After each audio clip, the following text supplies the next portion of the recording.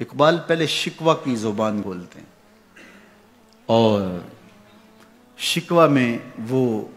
اپنے دکھڑے بیان کرتے، صفائے دہر سے باطل کو مٹایا ہم نے، نوع انسانی کو غلامی سے چھڑایا ہم نے، تیرے کعبے کو جبینوں سے بسایا ہم نے، تیرے قرآن کو سینوں سے لگایا ہم نے، پھر بھی ہم سے گلہ ہے کہ وفادار نہیں، ہم وفادار نہیں، تو بھی تو دلدار نہیں۔ لہجہ تلخ ہو گیا، فتویٰ متوجہ ہوا، لیکن جب جواب آیا تو سارا نشہ اتر گیا۔ لفظ وہی ہے، صرف صیغہ بدلتا ہے۔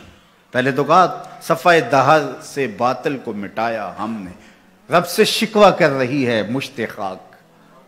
اقبال کی زبان بول رہی ہے کہ ہم نے جنگیں لڑی ہیں، ہم نے پہاڑوں کے کلیجے چیرے، ہم نے سمندروں میں گھوڑے ڈال دیے،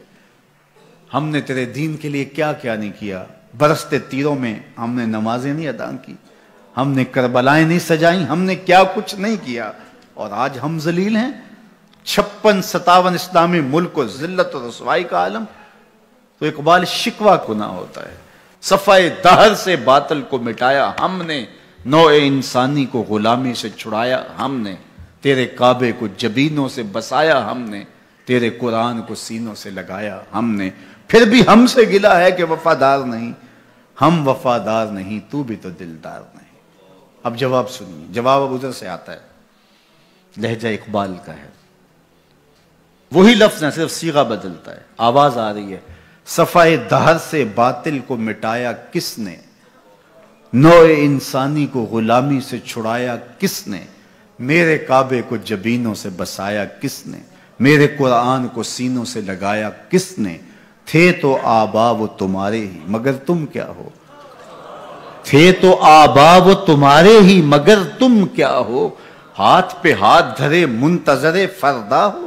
ہر کوئی مست مئے ذوق تن آسانی ہے، تم مسلمان ہو یہ انداز مسلمانی، حیدری فقر ہے نئے دولت عثمانی ہے، تم کو اسلاف سے کیا نسبت روحانی ہے، وہ معزز تھے زمانے میں مسلمان ہو کر، تم خار ہوئے تارک قرآن ہو کر۔ کہا تم نے قرآن کو چھوڑ دیا ہوا ہے، عملاً چھوڑ دیا ہوا ہے، تم نے غلافوں میں لپیٹ کے تو رکھا، خوشبو تو اچھی سے اچھی لگائی، اونچے طاق پہ تم نے قرآن کو سجایا، سچ بتاؤ کبھی کھول کے دیکھا، سچ بتاؤ کبھی قرآن سے پوچھا میں زندگی کیسے گزاروں، بھیڑ بن جائے مشکل بن جائے تو مشاورت کرتے پھرتے ہو، کبھی وکیلوں سے پوچھتے ہو، کبھی ماہرین سے پوچھتے ہو، کبھی کسی سے پوچھتے ہو بتاؤ میں کیا کروں، کبھی قرآن سے بھی پوچھا میں کیا کروں، یہ مصیبت کیوں آئی میرے اوپر، قرآن تو بتا میری کوتاہی کیا تھی، پھر قرآن بتائے گا کہ تو نے رب کا دامن چھوڑا تو آج رسوا ہو رہا ہے۔ وَأَنْتُمُ الْعَالَوْنَ إِن كُنْتُم مُؤْمِنِينَ، آجا حضور کا غلام ہو جا، آج اس سے سر پہ عزتوں کا تاج رکھ دیتے ہیں۔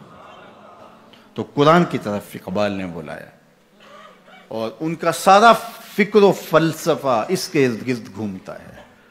بلکہ میں آپ کو ایک بات بتاؤں، یہ کسی نے نہیں کہی، یہ کتنی بڑی بات ہے۔ اقبال نے کہا کہ اگر میں نے قرآن کی تعلیمات سے ہٹ کے ایک حرف بھی کہا ہو تو قیامت کے دن حضور کے قدموں کا بوسہ نصیب نہ ہو، حضور مجھے آپ کے قدموں کا بوسہ نصیب نہ ہو اگر آپ کے سینے پہ اتری ہوئی کتاب سے ہٹ کے کچھ کہا ہو۔ اقبال ہی کہہ سکتے ہیں۔